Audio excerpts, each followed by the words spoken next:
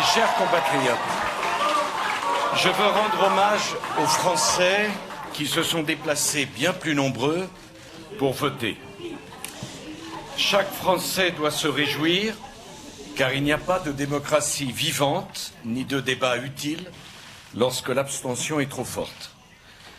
Je veux également remercier les millions d'électeurs, quelle que soit leur appartenance politique, qui se sont portés au premier tour et bien plus encore au second sur les listes des Républicains et du centre. Cette mobilisation en faveur de nos candidats du second tour ne doit cependant sous aucun prétexte faire oublier les avertissements qui ont été adressés à tous les responsables politiques, nous compris, lors du premier tour de ces élections régionales.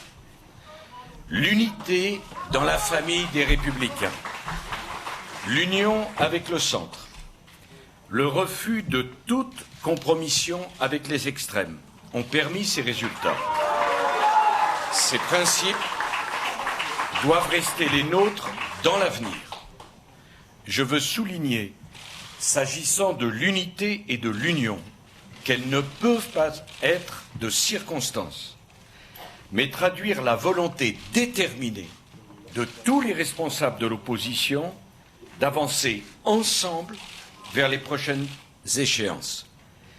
Il nous faut maintenant prendre le temps de débattre au fond des choses, des grandes questions qui angoissent les Français, qui attendent de nous des réponses fortes, précises et qui nous engagent.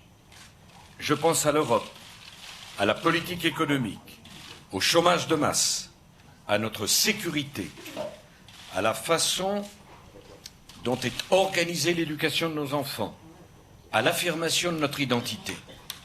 Ce serait une grave erreur de passer, comme trop souvent, d'une élection à une autre, comme si les Français ne nous avaient rien dit.